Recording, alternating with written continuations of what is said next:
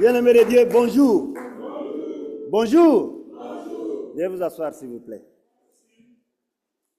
Je rends grâce à Dieu pour ces jours qu'il nous a rendus disponibles afin que nous puissions les louer et recevoir sa parole droitement divisée. Et je vous assure, ma présence ici, c'est le fruit d'une grande croyance, mes bien-aimés. J'ai été secoué. Et je vous dis, j'étais vraiment secoué. Mais je rends grâce à Dieu que Dieu nous a fait des super vainqueurs. Et je crus, même pour me lever aujourd'hui, j'avais du mal. Et cela fait au moins 3 à 4 jours. Même hier, pour aller soutenir mon bien-aimé Jules Va dans l'enterrement de notre grand frère qui est parti, il a fallu une grande croyance pour me lever et aller là-bas. Et jusqu'à ce que même quand j'étais avec eux là-bas, ils ne savaient pas comment je sentais en moi. Mais j'ai cru. Et je vous assure que si je suis là, c'est vraiment le fruit de ma croyance positive et le soutien de la maisonnée. Et puis il y a le bien-aimé Ted Pierrequin et quelques autres frères qui étaient au courant de la situation que je vivais et ils m'ont soutenu. Que vos cœurs soient bénis et que Dieu vous bénisse abondamment au nom de Jésus-Christ. Là, je vous assure que le coordinateur Ted mérite vraiment les bénédictions de la part de Dieu encore beaucoup plus. C'est hier quand on préparait cette communion d'aujourd'hui, quand on nous a appris que le groupe ne jouera pas, personnellement j'étais un peu dérangé.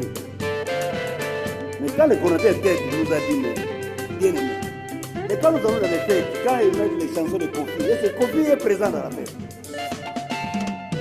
Oh, on a dit non. Il y a même de ceux-là qui sont morts. Il a même cité le nom de Madilou. Quand on met la chanson de Madilou, est-ce qu'il est là? Non, mais on peut mettre nos chansons, on va danser. Et je vous assure, c'était vraiment une proposition qui m'a grandement béni. Et nous avons vu la preuve aujourd'hui. On a bien dansé, n'est-ce pas? C'était pour la gloire de qui? De Dieu. Mais je vous assure, comme le coordinateur Ted l'a dit, l'année prochaine, nous aurons une grande fête de la maison. Et le coordinateur Jules Va est là. Commencez déjà à préparer cette fête. Donc l'année prochaine, au mois de décembre, nous aurons une grande fête.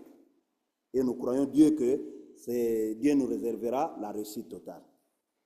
Nous savons que parmi nous, il y a de ceux-là qui se sont déplacés, puisque nous sommes presque à la fin de l'année. Mais ce n'est pas grave. Peu importe le nombre, on peut que donner la parole, n'est-ce pas? Donc vous qui êtes là, vous allez recevoir ce que Dieu nous a rendu disponible aujourd'hui. Et ceux qui ne sont pas là auront cet enseignement par l'entremise de leur communion. Mais nous croyons que même ceux qui sont en déplacement, même ceux qui ne sont pas venus par négligence, Dieu touchera leur cœur pour que la prochaine fois, ils puissent être avec nous, n'est-ce pas? Continuons à prier, puisque nous sommes dans une lutte qui est spirituelle, vous le savez, n'est-ce pas? Et vu tout ce que nous avons vécu dans cette maisonnée, il y a beaucoup de gens qui sont affaiblis, vous le savez, n'est-ce pas? Mais comme nous sommes là, nous tenons le noyau de cette maisonnée, c'est à nous de croire pour les autres. Et si nous avons le temps de pouvoir les exhorter, faisons-le.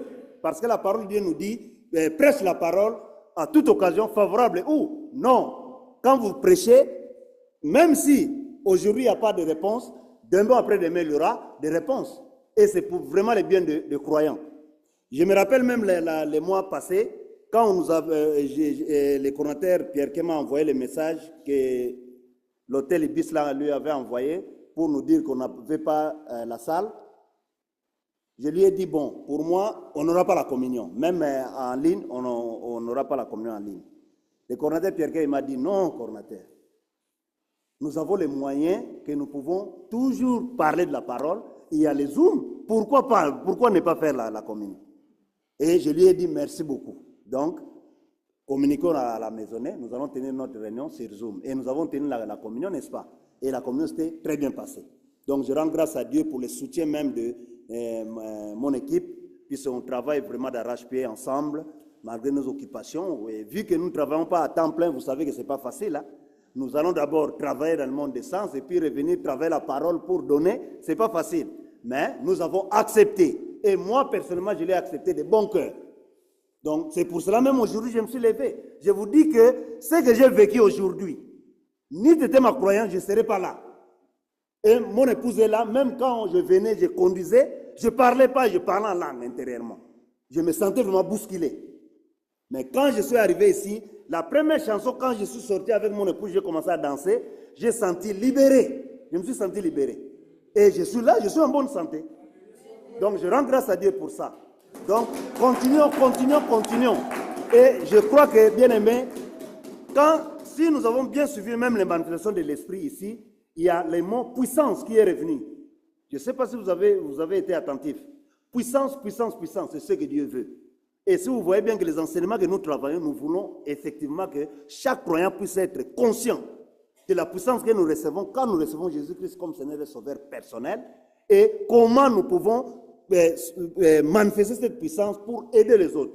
C'est pour ça que nous avons les enseignements. Quand on est né de nouveau, on accepte Jésus-Christ, on est sauvé. Mais la parole de Dieu nous dit, cela est bon et agréable devant Dieu dans 1 Timothée 2, 4, 3 et 4. Cela est bon et agréable devant Dieu notre Sauveur qui veut que tous les hommes soient sauvés. Quand vous acceptez Jésus-Christ, vous êtes sauvés. Mais la parole ne s'arrête pas là. Cela est bon et agréable devant Dieu qui veut que tous les hommes soient sauvés et parviennent à la connaissance de la vérité. Pourquoi parvenir à la connaissance de la vérité? Justement, c'est pour savoir comment faire face à toute la diversité que nous voyons dans la vie. Sans la connaissance, vous ne pouvez rien. Je vous assure, aujourd'hui même, mais à partir d'hier, quand je me suis levé, j'ai dit à mon épouse, nous devons aller au cimetière. Nous devons aller. Mais je me sens bousculé, mais nous devons aller. Et j'ai prié. J'ai dit à Dieu, Père, prends soin de moi. Je vais aller soutenir mon frère, prends soin de moi, à l'aller tout comme retour. Et je suis allé et je suis retourné. Bien que j'avais encore d'autres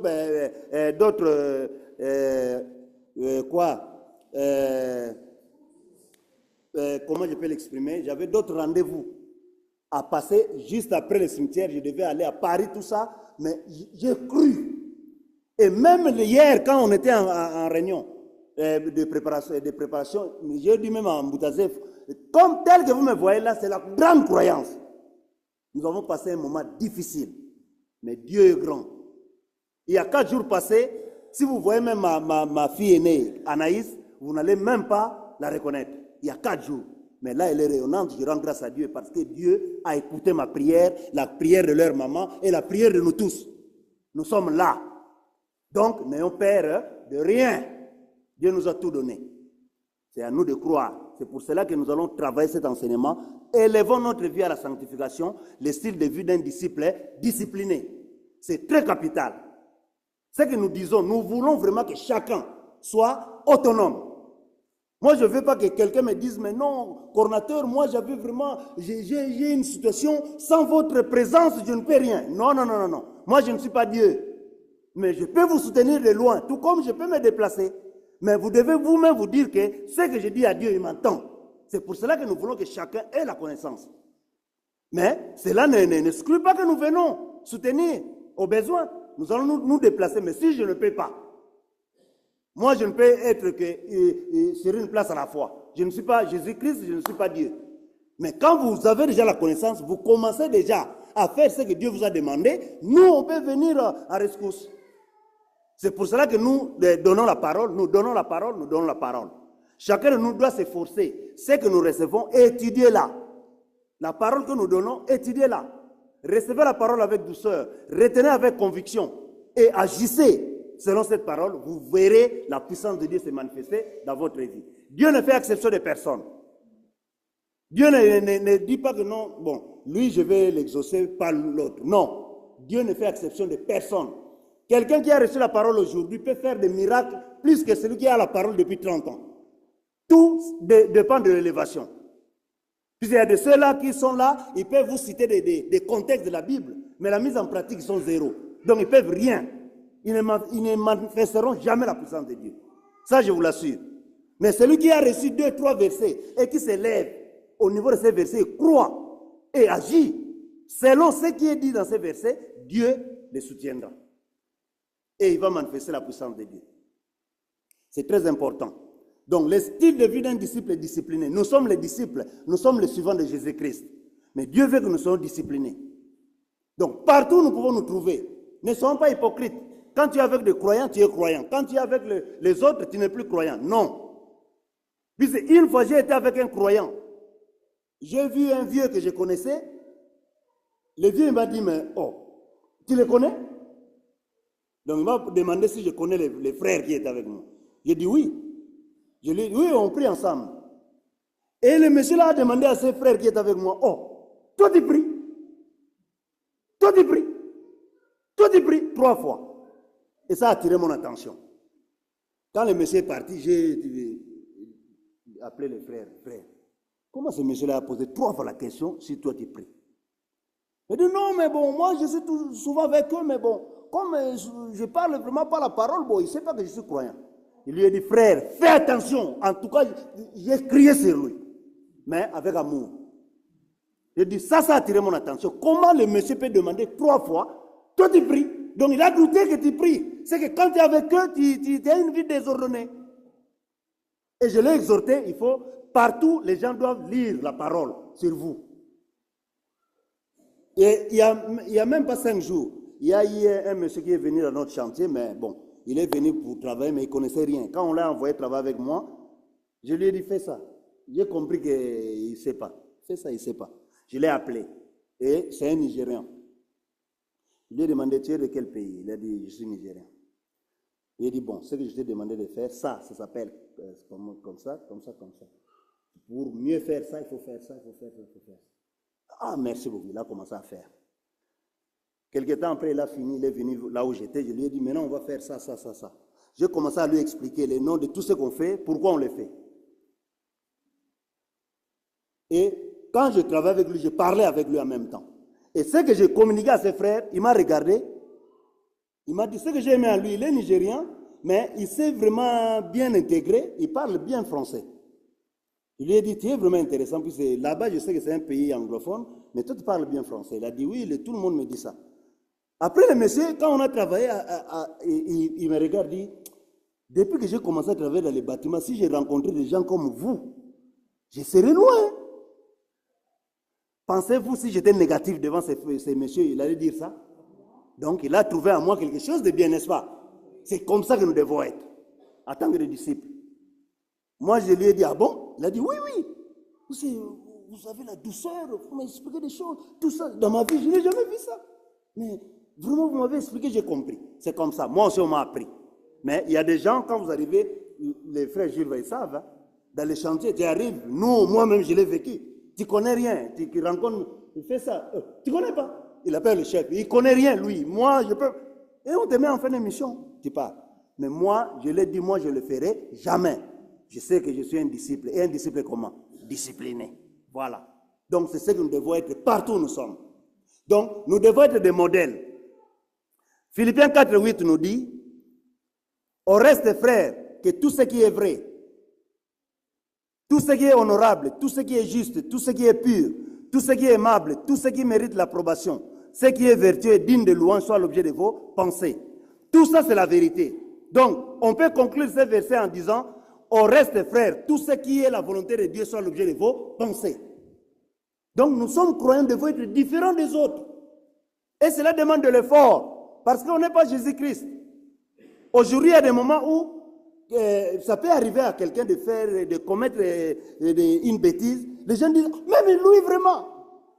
C'est normal qu'on dise ça parce qu'ils savent que tu as la parole, que tu ne peux pas le faire. Or, ils oublient que tu es un homme ou une femme. Ça peut arriver. Quand ça arrive comme ça, ce n'est pas grave, vous êtes tombé, réveillez-vous et puis vous mettez debout, vous continuez à marcher. Et prenez la décision d'arrêter avec les bêtises. Parce que la bêtise, ce qui est la communion rompue, c'est une porte ouverte à l'adversaire. Et quand l'adversaire vient, nous savons qu'il vient que pour nous bénir, n'est-ce pas? Il vient que pour dérober, égorger et détruire. Donc c'est à nous de veiller. Donc tout ce qui est de la parole doit être l'objet de notre pensée. Le style de vie, c'est la manière de vivre. Comme les thèmes le disent, le style de vie d'un disciple discipliné. C'est la manière de vivre, d'être et de penser d'une personne ou d'un groupe d'individus. C'est aussi le comportement quotidien d'un individu ou d'un groupe de gens. Le style de vie d'un individu peut être défini comme sa façon de vivre, la manière dont il occupe son temps et agit dans la vie de tous les jours. Je me fais comprendre, n'est-ce pas? Et c'est difficile ce que je dis. C'est simple, hein? Voilà. Donc tout le monde comprend. Je rends grâce à Dieu pour ça. Et le but de cet enseignement est de nous aider à bâtir une manière de vivre d'abord, d'être et de penser conforme à la vérité qui est la parole de Dieu, d'une façon continuelle, afin de ne pas donner l'accès au diable, qui est notre adversaire dans notre vie de tous les jours. Si nous veillons sur notre communion, le diable, c'est son rôle de nous attaquer. Et il nous attaque sans motif valable. Mais pour que ces attaques soient repoussées, c'est à nous de prendre position, de veiller sur notre mental. Aujourd'hui, comme je venais de vous dire, si je n'avais pas le peu de la parole que j'ai dans mon intelligence, j'allais appeler le coordinateur Pierre pour lui dire, prends les relèves comme dans l'enseignement, donne l'enseignement, je ne peux pas être là. Mais j'ai renouvelé mon intelligence. Et là, je suis prêt à donner ce que je peux pour notre bénédiction à nous tous. Donc, cela a demandé de l'effort de mon côté et je me suis efforcé. Et je suis là. Je déclare la parole. Dieu soutient ceux qui croient et agissent conformément à sa parole. Peu importe les circonstances. Pensez à, rappelez-vous de Moïse, quand il était arrivé devant la mer Rouge. Et il était le seul en ce moment-là qui croyait. Tous ceux qui étaient derrière lui, ils ont commencé même à les taquiner, mais on était bien là-bas, même si on était dans l'esclavage, tout ça. Tu nous amènes ici, maintenant il y a la mer Rouge, comment on va le faire? Pensez-vous que s'il n'avait pas la croyance, il allait faire ce qu'il avait fait par son agissement et voir les enfants d'Israël traverser à sec? Mais moi j'ai vu des gens, un responsable, il est tellement taquiné, il commence à pleurer. Mais comment je vais faire? Comment je vais faire? Mais c'est un responsable, mais toi tu commences à pleurer. Et ceux qui sont derrière, qu'est-ce qu'ils vont faire? Mais tu dois être ferme. Il y a le vent qui arrive. Calmez-vous. Et Moïse a pris l'autorité. Il a dit au peuple, restez calme. Vous verrez la délivrance de l'Éternel. Tous ces Égyptiens que vous voyez derrière vous, vous allez encore le voir demain, n'est-ce pas? Il a dit, vous ne le verrez plus jamais. Et après, ils les ont revus. Tous. Et quand ils ont vu Moïse taper la canne dans la mer Rouge, c'était à ça que les enfants d'Israël ont commencé. Même ceux qui ont crié sur Moïse, après, je pense qu'ils avaient dit, ils ont demandé pardon à Dieu. Ils ont dit, non, notre Dieu règne encore. Et quand ils ont vu rentrer, ils ont dit, ah, on va les prendre. Dieu a entendu que tous ces enfants puissent sortir. Et ceux qui sont, ils venaient avec les chars. Après Moïse, quand tout le monde est passé, il a remis la canne. Et l'eau est revenue, tous sont partis. Et ils ne les ont jamais revus encore parce que tous étaient comment? Morts, ils étaient noyés. Donc, il était le seul, il a cru. Et c'est ce que nous devons faire pour nos vies d'abord personnelles, pour nos familles. Quand il y a l'attaque comme ça arrive, soyez calme, croyez Dieu. Puis ce matin, quand je me suis réveillé, quand même Anaïs m'a demandé, mais papa, tu ne prends pas les petits déj? Je lui ai dit, non, maman, je ne prends pas. Ah, mais c'est pas bon. Je lui ai dit, calme-toi. On y va, ça va aller. Il y a sa maman aussi m'a demandé. J'ai fait l'omelette, tout ça. Je lui ai dit, après, allons-y. Mais je ne leur ai pas donné les détails de ce que je sentais. Parce que si je leur avais donné ces détails, eux aussi, ils allaient tomber. Vous comprenez? Moi, j'ai gardé ma croyance. J'ai dit, ne vous en faites pas, soyez calme. Allons-y. Et on est venu, on est arrivé ici. Donc, c'est cette attitude que nous devons avoir. En tant que leader, partout, que ce soit dans la famille, au travail, nous devons être des leaders. Et quand vous parlez, les gens obéissent. Moi, je me rappelle, entre parenthèses, une fois, à l'époque, quand on renouvelait nos cartes de séjour, à la sous-préfecture de Torcy, à chaque fois que j'arrivais là-bas pour renouveler, il y avait du monde et il y avait des bagarres, je vous assure. Ces gens-là, les fonctionnaires, ne s'occupaient pas de ceux qui venaient pour renouveler les cartes. Vous êtes devant là, et ils attendent l'heure. Quand il fait 8h45, ils viennent, ils ouvrent le portail. Donc, que chacun fasse ses efforts pour arriver les premiers, pour être servi. Et il y avait des gens qui tombaient, il y avait des gens qui se disputaient, tout ça. Une fois quand je suis arrivé, il y avait du désordre. Je suis arrivé, personne ne me connaissait, bien aimé. J'ai dit, aujourd'hui, pas question de désordre. Et il y avait monsieur, vous avez une feuille là? Oui, amenez-moi. Qui était là le premier? C'est moi. Mettez votre nom. Qui était le deuxième? Et nous allons faire la queue. Et quand ils vont ouvrir le portail, que personne ne court, nous allons suivre cet ordre-là jusqu'à là-bas. Bien aimés, ils ont obéi. Ils ne me connaissaient pas. Ils ont obéi ce jour-là. Il y a même un monsieur qui était là. Mais tout le temps, si on a des gens comme vous, mais je suis tombé un jour ici. Vous voyez, il faut être un leader. Et quand vous faites quelque chose comme ça de bien, il faut être convaincant. Et les gens vont suivre. Et nous avons la parole partout, bien aimé. Cela ne demande pas que vous le faites là où il y a des croyants. Non, partout. Là-bas, il n'y avait pas de croyants de la CVV. Mais ils ont suivi. Et je crois que ça s'est passé 2 fois. Et après, Dieu m'a béni. Je n'avais plus besoin d'aller là-bas, puisque Dieu m'a donné quelque chose de plus grand. Je ne suis plus retourné là-bas. Mais je sais que Dieu a accompagné ceux qui sont partis là-bas après. Merci, bien-aimé. Donc, partout où nous sommes, nous devons être des leaders. Nous avons la parole, nous pouvons apporter la guérison. Parce que même la parole de Dieu nous dit, nous sommes des feuilles qui devons obligatoirement servir à la guérison des nations. Donc, par notre croyance, nous pouvons aider beaucoup. Et le peu de connaissances que nous avons. Une fois même, je me rappelle, à l'époque, ça c'est un témoignage que je vais, en tout cas, tout ce que moi je vis, je l'ai dit quand j'enseigne, quand ça me vient à la tête. Une fois, il y a ma bien-aimée Esther qui est là. À l'époque, j'étais encore à Saint-Denis. Elle avait très mal à la tête chez elle. Moi, j'étais au travail. Elle m'appelle, elle a dit non, elle m'appelle Moupo, hein? Moupo. Moi, je m'appelle Hippolyte, lui, il m'appelle Moupo. Ça, c'est pour les intimes, comme on dit. Il m'a appelé Moupo, mais moi, là, la tête, j'ai très mal. Vraiment terrible. Je lui ai dit, bon, j'arrive, je suis au travail, mais j'arrive. J'ai appelé mon épouse, je lui ai dit, la sœur Esther m'a appelé et elle ne va pas bien. Donc, je passe là-bas, après, je reviendrai à la maison. Et quand je suis allé là-bas, en cours de chemin, quand elle m'a appelé, j'ai commencé à prier. Et arrivé là-bas, quand je suis rentré, je ne lui ai même pas dit bonjour. Je suis rentré, dès qu'ils ont ouvert la porte, je suis rentré, je l'ai vu, prions. Nous avons prié, j'ai prié pour elle. Et on a fini, après on a parlé, tout ça. Bon, ok, moi je m'en vais. Je suis parti. Je ne lui ai même pas demandé si elle allait bien. Mais quand j'ai prié là, quand je suis parti, derrière moi, elle n'avait plus mal. Elle était guérie. Et le mal n'est plus revenu. Parce que j'avais cru pour la soutenir. Et cela peut nous arriver à tous. Quand vous voyez vraiment que vous êtes dans une position dérangeante, ce n'est pas un péché d'appeler les secours. Appelez, même au téléphone. On peut prier pour vous au téléphone. Quand vous croyez, vous recevez. C'est comme ça. Donc, ne soyez pas comme ces gens-là veulent toujours voir quelque chose que, comme quand le pasteur prie, il faut qu'il mette un peu quelque chose sur lui pour croire. Non, non, non, non. On peut le faire si Dieu le dit. Mais si Dieu ne dit pas, ne le fais pas.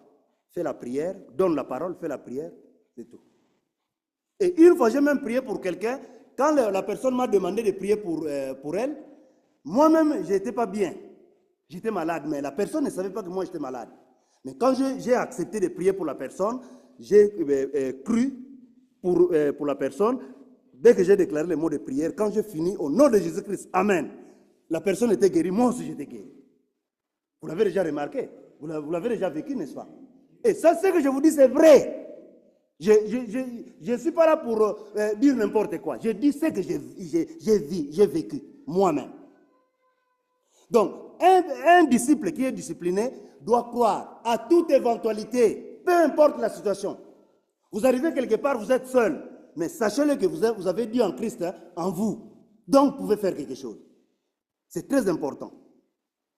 Et 1 Pierre 5, 8 nous dit, soyez sobres, veillez. Votre adversaire, le diable, rôde comme un lion, rugissant, cherchant qui le dévorera. Et quand nous veillons, le diable, même s'il vient, il peut donner des coups. Mais tant que vous veillerez, il n'entrera pas. Le diable rentre quand? Quand vous dites, ah, j'ai vraiment cru, mais là, je vois que c'est chaud, j'en peux plus. Quand vous faites ça, j'en peux plus. Vous ouvrez quoi? La porte. Et le diable n'est pas loin. Et comme il rôde, il dit, ah, il a ouvert la porte, il rentre. Il te dit, sache-le que Dieu ne peut rien faire pour vous. Et en ce moment-là, vous n'aurez plus le courage de prier, vous n'aurez plus le courage d'appeler quelqu'un pour vous aider. Et le diable, là, il commence à vous piétiner comme ça. Et vous savez que lui, il vient pour dérober, égorger, détruire. Hein? Et s'il vous détruit, est-ce que vous allez vous relever? Non. Donc, vous devez veiller sur votre intelligence. Jamais donner l'accès à l'adversaire. Dire, je n'en peux plus. Quand tu fais ça, tu ouvres la porte. Quand tu es là, comme ça, la porte est comment? Fermée. Ça, c'est une façon de faire, hein? Mais c'est dans l'intelligence. C'est dans l'intelligence. Et quand vous voulez prier pour quelqu'un, que Dieu vous dit quelque chose, Dieu nous parle d'une manière ou d'une autre. Dieu peut vous dire, bon, pour le cas de ton frère ou de ta soeur qui est devant toi, prends un verre d'eau, prie, donne-lui qu'il boive. Vous priez, vous donnez. Il y a l'impact. Mais cela ne veut pas dire que demain, quand vous aurez encore ces cas, vous allez directement prendre de l'eau, prier et donner. Non. Dieu agit selon les cas spécifiques. Ça, c'est très important. Je vous ai même dit que quand Dieu ne vous dit rien, ne faites rien. Et ne pensez pas que le fait de dire seulement, Dieu, merci d'avoir guéri ma bien-aimée ou mon bien-aimé au nom de Jésus-Christ. Amen. Après vous-même, vous commencez à penser, le diable vient vous dire, mais une prière de 2 minutes seulement. Vous croyez que vraiment, après vous dites, ah non, je pense qu'il faut que je fasse une prière de 2 heures. Non, Dieu exauce la prière, peu importe le temps. Que ce soit 1 seconde, que ce soit 2 minutes. C'est la disposition mentale, comment tu crois. Et Dieu agit. Et Dieu n'a pas de retard. Dieu agit. Mais quand tu commences à penser comme ça, c'est que tu ouvres la porte à l'adversaire et ta prière que tu as faite, l'adversaire va enlever tout l'impact de cette prière. Donc nous devons veiller. En tant qu'un disciple discipliné, nous devons d'abord veiller sur notre intelligence. Parce que c'est la reine de compétition. C'est très important. Quand la parole de Dieu nous dit, soyez sobres, veillez. Parce que Dieu sait que le diable est toujours là. Son rôle, c'est de nous déranger. Mais tant que nous tenons ferme, il ne peut rien. C'est comme un voleur. Quand il vient pour défoncer la porte et rentrer, il n'arrive pas, il reviendra demain encore. Il essaie, il n'arrive pas, encore après-demain. Il n'arrive pas, il finira par faire quoi? Partir. Mais si 2 jours, 3 jours, il dit, bon, je vais quand même retourner là-bas, il vient, il trouve la porte ouverte, il fera quoi? Il rentrera. C'est pour cela, la porte, quand elle est fermée, il faut que ça reste comment? Fermée. Et cela, c'est dans notre intelligence. Peu importe les circonstances. Je vous ai dit les mois passés que nous sommes arrivés à un moment où, à une période de la fin de l'année, où l'adversaire, nous savons que son rôle, c'est de faire le mal. Mais dans cette période, il fait encore beaucoup plus le mal. Vous le savez, n'est-ce pas? Et il y a de ceux-là même qui sont sur les listes, ils doivent mourir. Mais même si on vous met votre nom sur la liste, si vous êtes un disciple discipliné et que vous élevez au niveau de la parole, croyez que ce nom-là va sauter dans leur liste. Ils ne vous verront pas.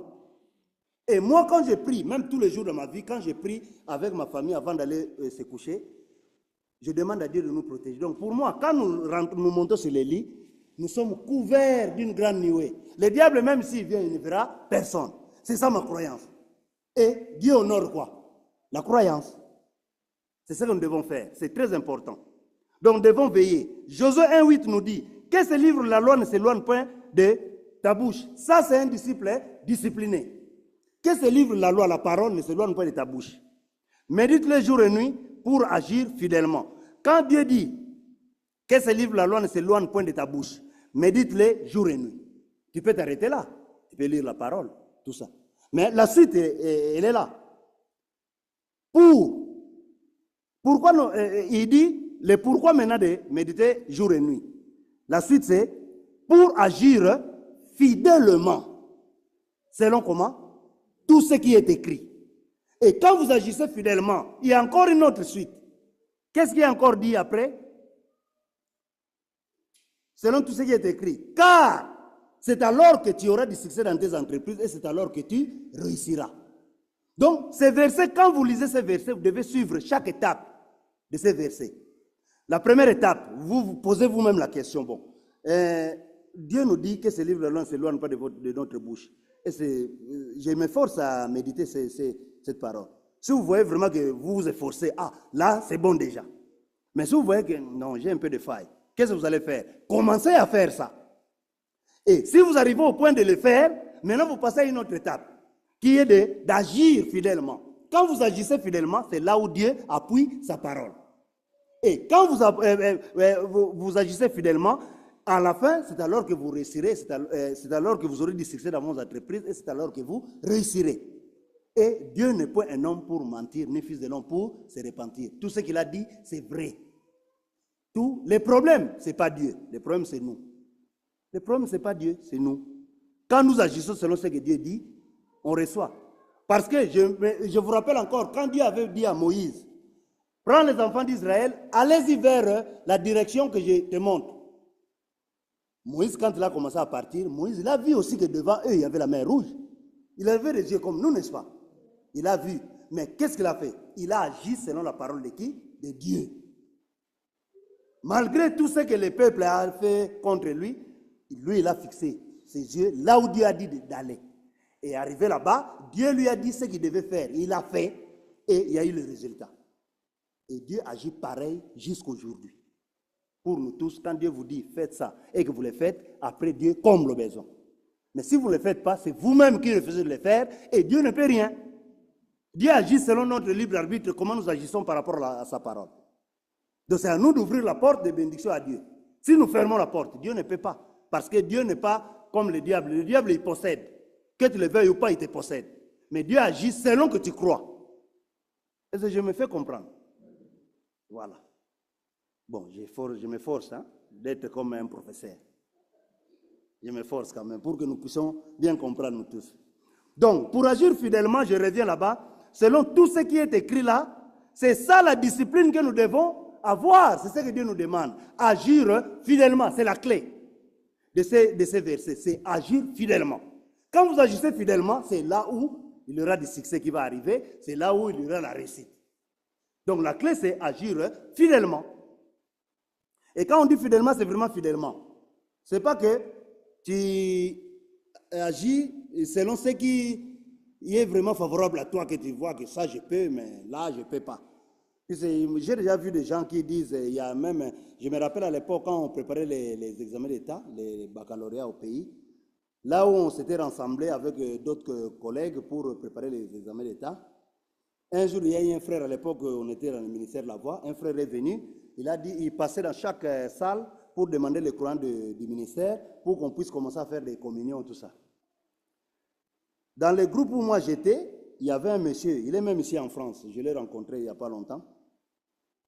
Il était là, mais moi je ne savais pas qu'il était courant du ministère, mais parmi tous ceux qui étaient là, il s'est comporté mal, je vous assure, plus qu'un païen. Mais moi je ne savais pas qu'il était croyant. Quand les frères là est passé, il dit, bon, nous cherchons le courant du ministère, tous ceux qui sont du ministère lèvent les doigts. Oh, je regarde derrière, lui aussi il lève les doigts. Oh, moi en tout cas, quand je vois comme ça, je réagis toujours. Je l'ai approché, je dis, oh, toi tu es croyant? Il dit, oui, oui. Ah bon? Du ministère de la Voix? Oui. Oh! Non, ça a vraiment attiré mon attention. Je me suis dit, mais ça c'est terrible ça.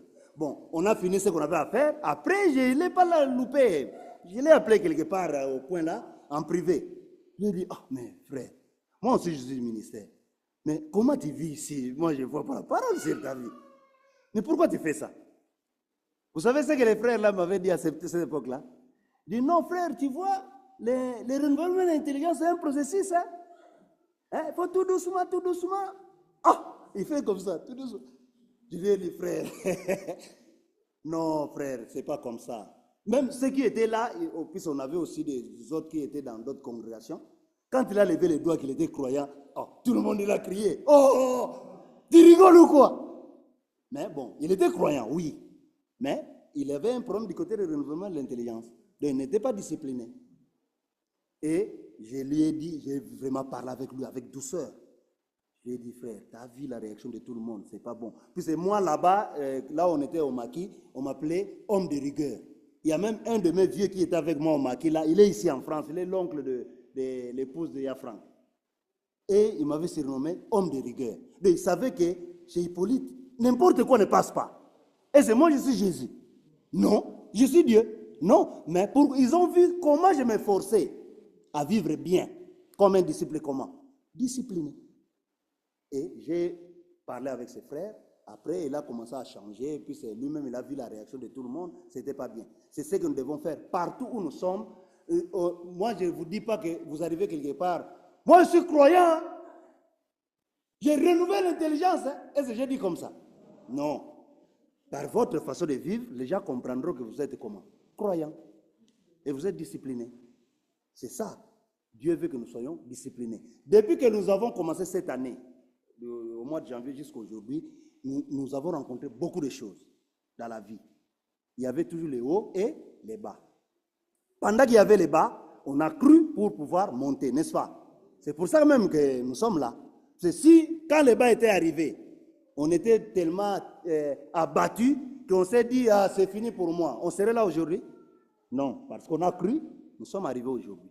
Donc, pour dire que tout, c'est un processus de tous les jours. Ce n'est pas comme l'autre là, il m'avait dit que le renouvellement de l'intelligence, c'est un processus. Hein? Il faut petit à petit. Oh. Moi, j'ai rigolé, je lui ai dit non, non, frère. Toi, tu interprètes mal la parole. C'est à toi de prendre la décision. Petit à petit, mais tu ne fais pas de l'effort. Il faut faire de l'effort. Et lui, il ne savait pas que moi, j'étais en France. Moi non plus, je ne savais pas qu'il était en France. Mais un jour, on s'est vu à Saint-Denis. Comment? Oh. On s'est embrassé.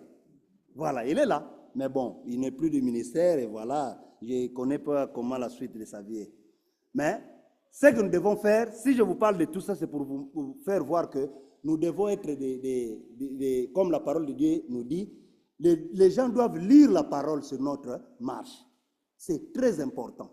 Nous sommes des lettres écrites, comme a chanté le bien-aimé Jules. Nous sommes des lettres écrites. Et ce n'est pas de la rigolade. Par notre comportement, nous pouvons faire en sorte que les gens viennent à la parole, beaucoup. Et par notre comportement, nous pouvons être une pierre d'achoppement pour beaucoup aussi. Quelqu'un voulait venir dire, lui il est là-bas. Non. Or, toi tu n'es qu'une personne. Mais plus de 10 personnes ne veulent pas suivre Dieu, la voie de Dieu, par rapport à ton comportement. Donc, ce n'est pas bon. Mais nous devons être des disciples disciplinés. Nous efforcer. Nous ne sommes pas là pour pointer les doigts aux gens.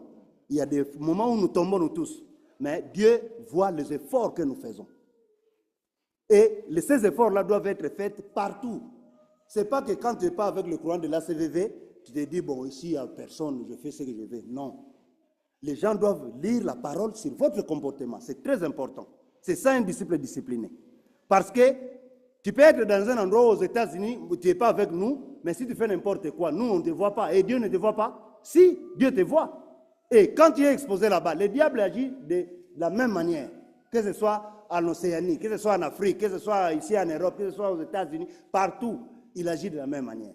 Donc, si il vient trouver la porte ouverte dans votre vie, il rentrera et il vous détruira. Et ça, ce n'est pas bon. Nous devons veiller sur notre vie. Hébreux 4:13 nous dit, nulle créature n'est cachée devant lui, mais tout est à nu et à découvert aux yeux de celui à qui nous devons rendre compte. Donc, il n'y a rien qui est caché devant Dieu. Donc, un disciple discipliné doit toujours se comporter selon la parole de Dieu. C'est comme ça. Sachons-le aussi que même si, devant les gens, nous faisons semblant d'être corrects et qu'en réalité, dans notre fort intérieur, nous savons que nous avons des interdits qui nous sont collés à la peau et que nous en sommes conscients que ce n'est pas la volonté de Dieu et qu'en plus, nous n'arrivons pas à nous en débarrasser, bien aimés. Aujourd'hui, Dieu veut que nous puissions nous décider de nous en débarrasser au nom de Jésus-Christ. Il nous arrive tous qu'il y a quelque chose que vous voulez vraiment vous en débarrasser, mais ça vous colle à la peau. Ça arrive à tout le monde. Mais faites un effort. Puisque si vous ne vous efforcez pas, le diable aura toujours cette porte-là pour entrer dans votre vie et vous détruire. Donc c'est à vous de faire un effort. Rappelons-nous bien aimés de Dieu. Dieu nous traite selon nos efforts que nous fournissons pour vivre d'une manière digne de sa volonté, qui est de vivre sanctifié. C'est ce qui ouvre la porte pour bénir et combler à tous nos besoins. Et c'est ce qui ferme la porte à notre adversaire pour l'empêcher de nous dérober la vraie connaissance de la parole que nous avons, de nous égorger et encore de nous détruire. Donc, bien-aimés de Dieu, pour vivre une vie de puissance authentique de Dieu, nous devons nous décider de vivre comme des disciples disciplinés selon le cœur de Dieu. Tout ce que je lis s'interprète elle-même là où c'est écrit, n'est-ce pas? Et ça demande des explications? Non, c'est simple à comprendre. Nous devons savoir une chose, que tout celui ou toute celle qui a confessé Jésus-Christ comme Seigneur et Sauveur a été revêtu de la puissance d'en haut. Et chacun de nous a la même puissance. Mais nous devons également savoir que Ce ne sont pas tous les croyants revêtus de la puissance d'en haut qui manifestent cette puissance dans leur vie. Pourquoi? Parce qu'il y a ceux qui pratiquent, il y a ceux qui ne pratiquent pas, mais ils en ont.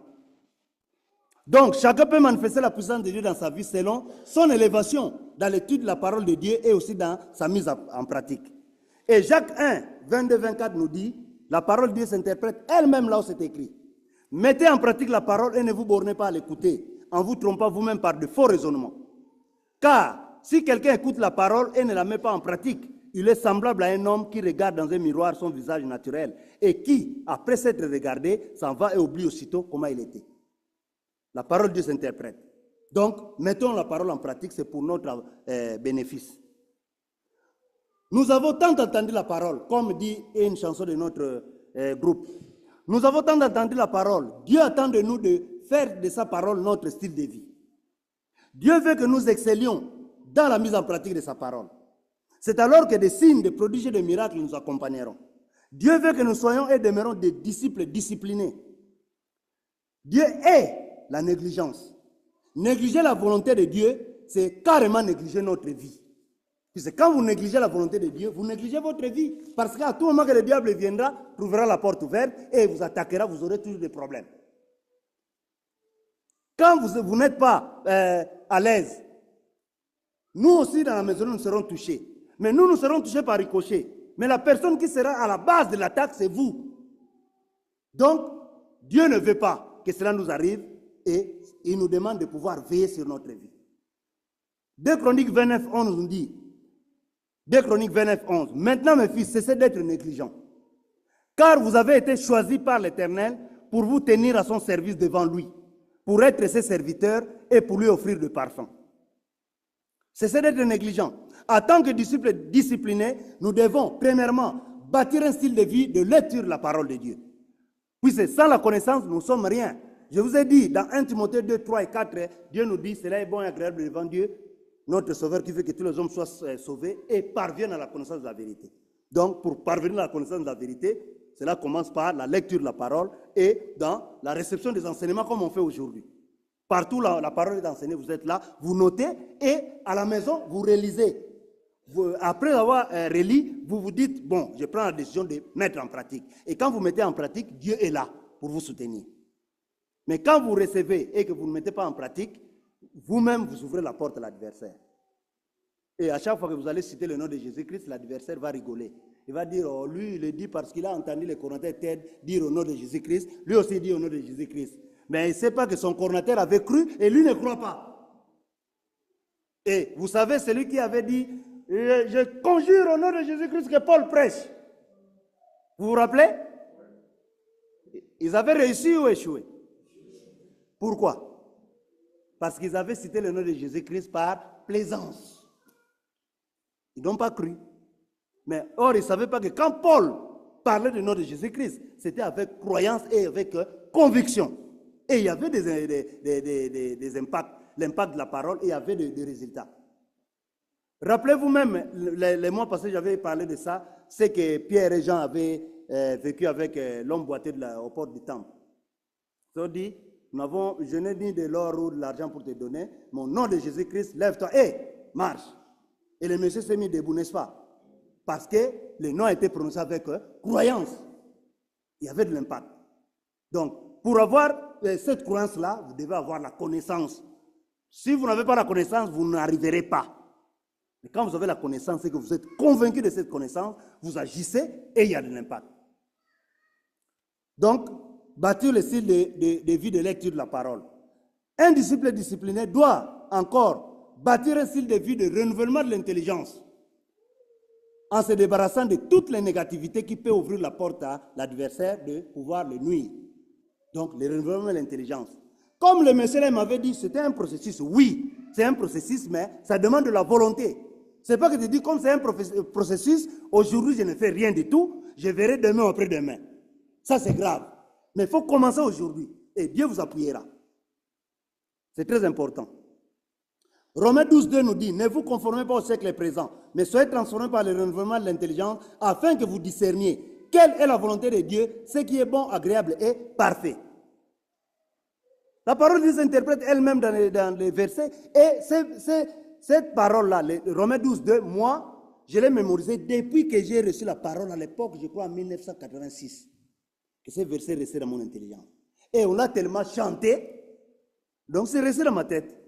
Et je me rappelle à l'époque, quand j'avais même fait l'ambassadeurat, les gens pensaient que nous, on mémorisait la Bible. Tu restes à la maison, tu lis.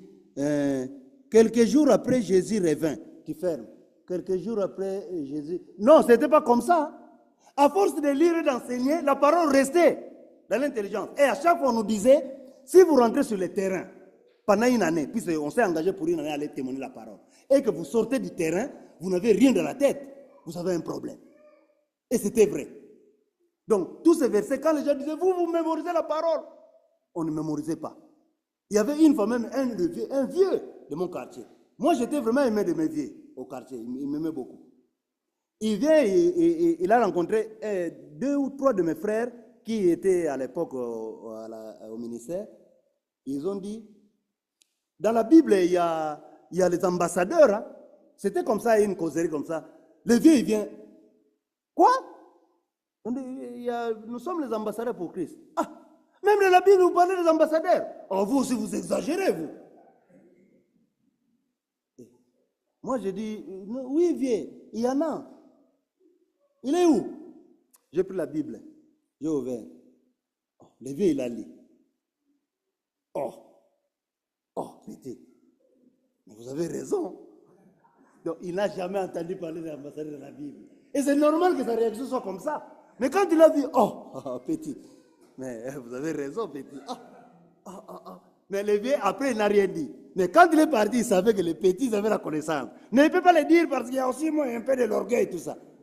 Et nous, quand on parlait la parole, il disait toujours, petit, qu'est-ce que vous allez nous apprendre? Nous, on a connu même la Trinité, vous n'étiez pas encore nés. Il dit, vieux, cela ne veut absolument rien dire. Aujourd'hui, la connaissance qu'on a, beaucoup n'en ont pas. Regarde ça. Et les vieux, ils ont compris après que, mais ces petits, ils ont quand même reçu la parole que nous n'avons pas. Et jusqu'aujourd'hui, il y a des gens, des intellectuels, mais ils n'ont pas la connaissance de cette parole. Une fois, je vous ai dit qu'il y a un papa, on demandait la parole quand on était sur le terrain. Moi, j'avais 18 ans quand je suis allé sur le terrain. Et le papa, il a entendu comment j'ai déclaré la parole avec impact. À la fin, il m'a approché. Et j'étais avec mes aînés, hein, puisqu'on avait une famille de 4 personnes. Les 3, ils étaient mes aînés, en tout cas, de loin. Ils me dépassaient à plus de 15-20 ans. Mais moi, j'étais le coordonnateur. Et à chaque fois qu'on abordait les gens, j'avais la parole, j'étais le premier à prendre la parole. Parce que j'étais le coordonnateur, le leader. Et ce papa, il a observé tout ça. À la fin, quand on s'est levé pour partir, le papa est venu, il m'a parlé. Toi, mon fils, tout ce que tu viens de dire là, qui t'a appris ça? J'ai dit non, on nous a appris, on a suivi un cours, tout ça. Il a dit, mon fils, mais tout ce que tu viens de dire là, si quand les bons pères sont venus ici au Congo, ils nous avaient appris ça, mais moi, votre papa, je serais savant. Je vous ai dit cette histoire, il y a plein de fois que je vous ai dit ça, parce que je l'ai vécu. Et ça, ce sont des choses que je n'oublierai jamais dans ma vie. Et le papa, tellement, il avait même un enfant là-bas qui était malade, et les gens même dans les quartiers savaient que cet enfant ne pouvait pas marcher. Mais quand nous, on a commencé à travailler cet enfant, il a marché. Et il était tellement béni, ce papa, il dit, mais non, si on avait, mon père nous avait amené cette connaissance-là, je serais savant. Et moi, je me suis dit à l'intérieur de moi, je dis, non, moi je suis savant, je savais pas que je suis savant. Parce que le papa, depuis qu'il est né, il n'a jamais entendu ça. Mais il était à côté, il a entendu la parole, il a dit, mais non. Mais ça, c'est terrible. Il y a même mon fils, je vous ai déjà parlé de son fils, on a témoigné la parole, il dit, moi je pose des questions. On lui a dit, mais vous pouvez poser des questions quand vous voulez, mais attendez qu'on puisse finir. Mais à la fin, quand on a donné la parole, on lui a dit, posez-moi des questions. Il a dit, non, vous venez vraiment de Dieu. Puisque tout ce que j'avais comme question, j'ai déjà des réponses. Mais avant ça, il nous avait dit qu'il y avait des gens qui venaient, quand ils posaient des questions, ces gens-là fouillaient. Il disait, on repassera, il ne revenait plus. Mais nous, ces jours-là, il avait toutes les réponses. Donc, on était différents, n'est-ce pas? Parce qu'on avait la connaissance. Mais cette connaissance-là, Dieu veut que ça soit une connaissance, oui, mais qui doit être encore mis comment? En pratique.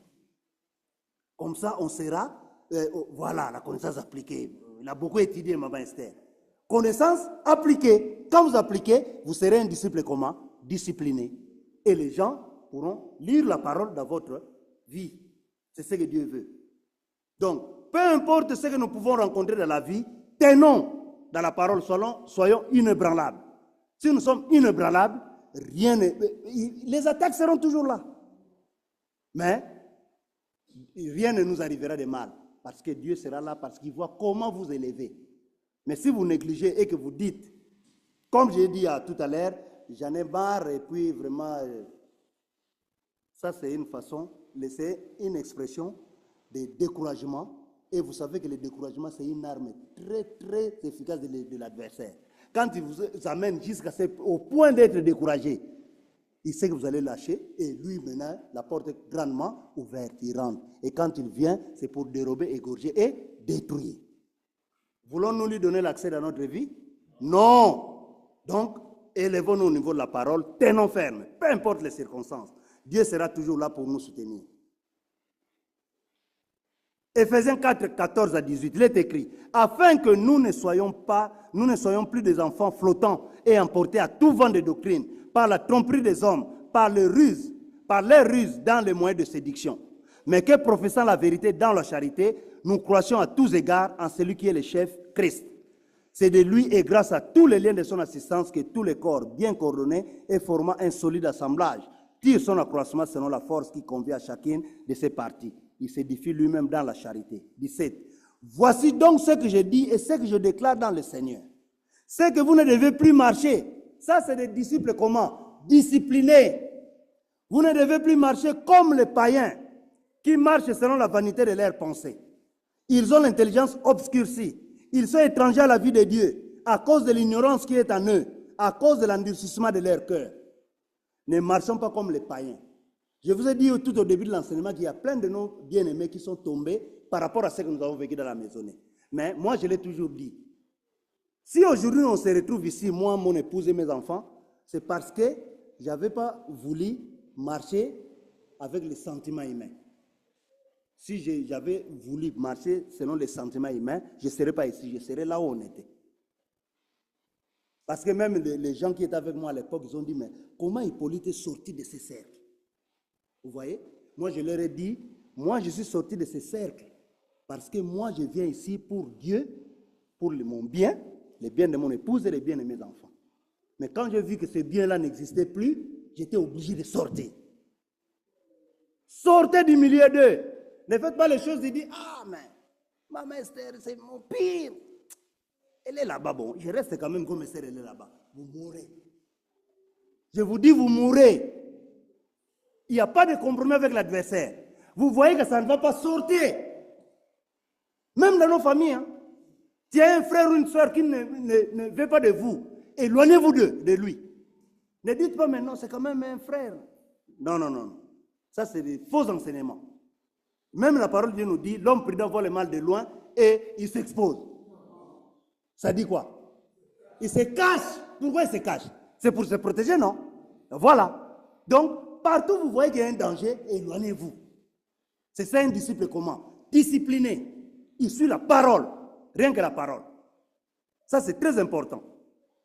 Donc, nous ne devons pas marcher comme les païens, mais nous devons marcher comme les enfants bien-aimés de Dieu, qui marchent selon la parole de Dieu. Bâtir un style de vie de prière. Ça, c'est le troisième point. Bâtir un style de vie de prière avec croyance positive et ferme, à l'exemple de notre Seigneur et Sauveur Jésus-Christ. Quand je venais aujourd'hui, quand j'ai senti ce secouement-là, j'ai envoyé le message au coordinateur TD, au coordinateur Pierre-Can. Je leur ai dit, soutenez-moi, je suis secoué. Mais si je me dit, ah, si je dis ça, ils vont dire, lui le coordinateur. Et c'est moi, je suis Jésus. Ça, c'est la deuxième fois que je vous pose la question. Je suis Jésus? Je suis Dieu? Non. Donc, j'ai pas été touché, n'est-ce pas? J'ai demandé de l'aide. Et ils m'ont soutenu. Je suis là. Et je vous dis, je me sens bien. Oh, je suis là, mais quand je suis arrivé, je n'étais pas bien du tout. Mais je suis bien. Parce que je croyais, quand je conduisais vraiment avec colère spirituelle. Père, il faut que j'enseigne aujourd'hui. Et je suis arrivé. Et j'enseigne, n'est-ce pas? Et je rends grâce à Dieu.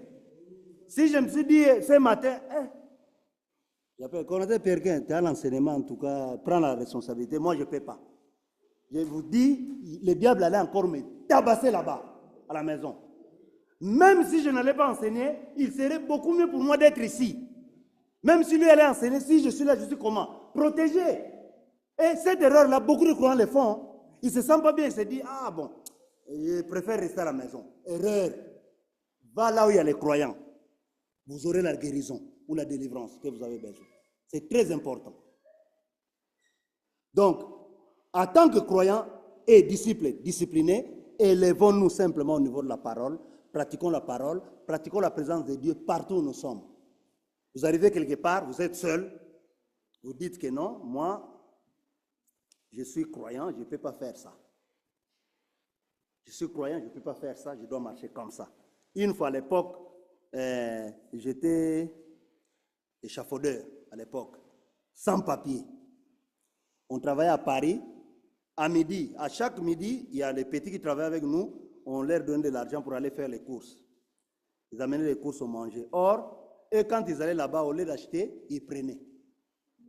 Et l'argent, ils mettaient dans la poche. Un jour, en tout cas, c'est Dieu qui m'a parlé. Mais je n'avais pas entendu la voix. Mon fils, aujourd'hui, il va faire les courses. Non.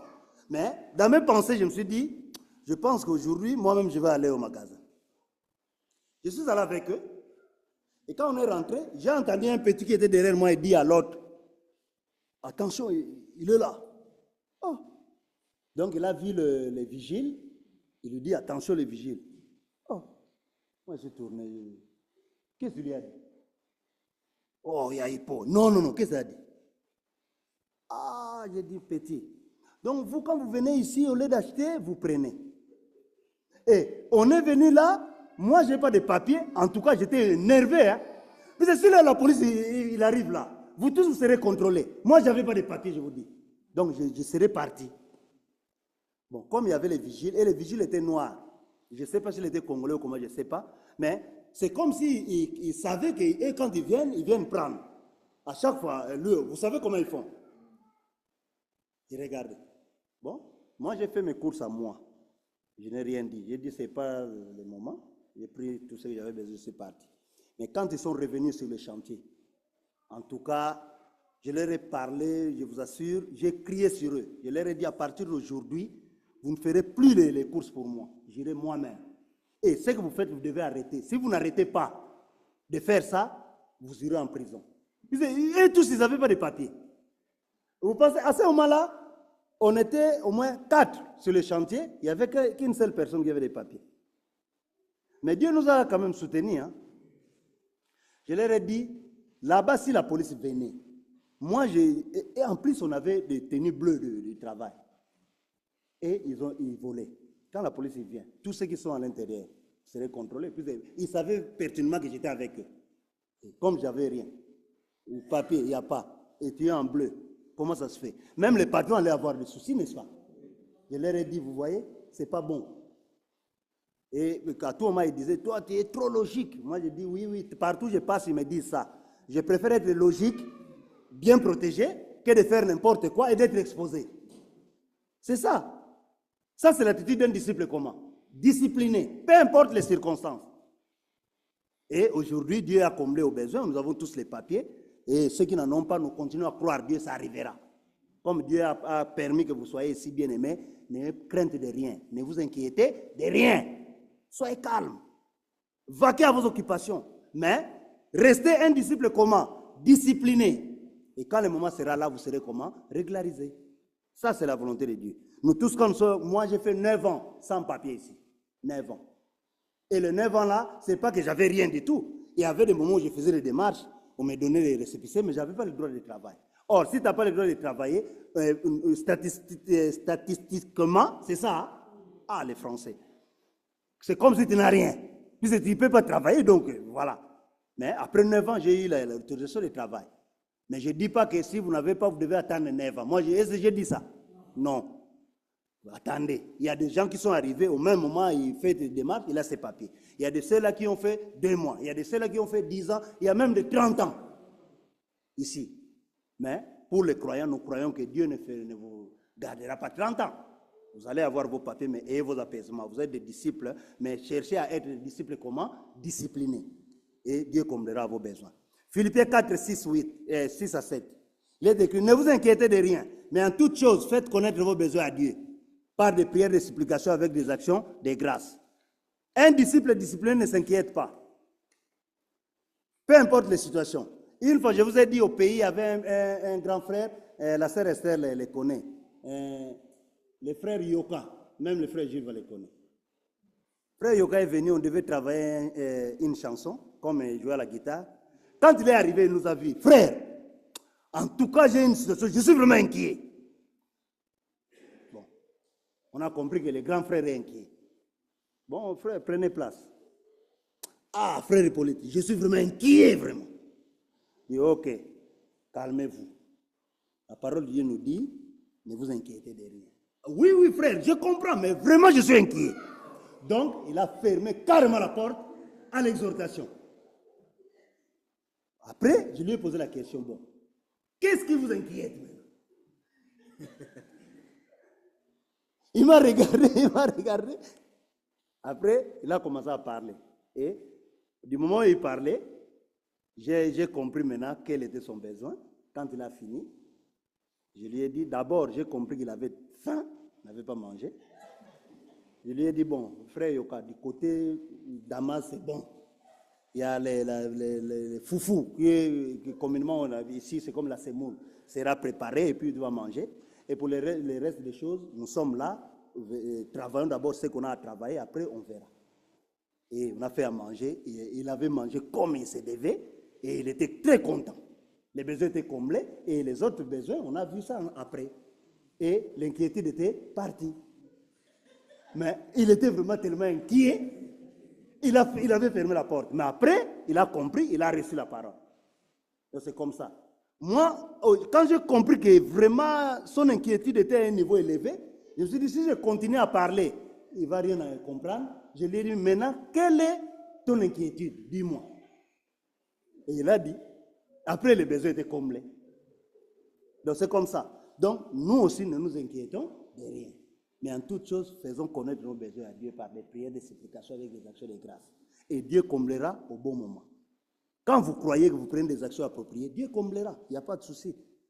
Et au verset 7, il est écrit, et la paix de Dieu qui surpasse toute intelligence gardera vos cœurs et vos pensées en Jésus-Christ. Quand le besoin est comblé, après vous avez la paix.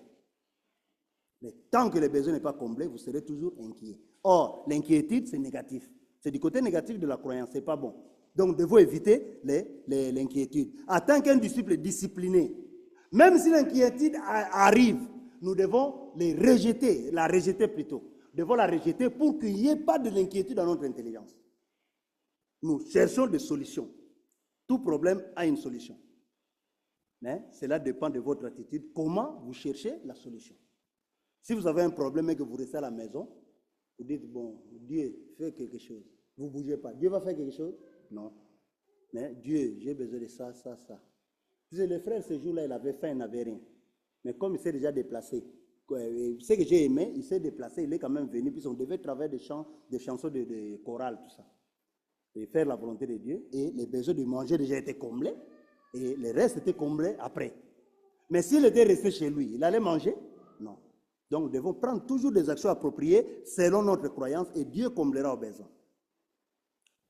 Et un disciple discipliné doit faire ce que Jésus-Christ faisait aussi dans Marc 1,35. Vers le matin, pendant qu'il faisait encore très sombre, il s'éleva et sortit pour aller dans un lieu désert où il pria.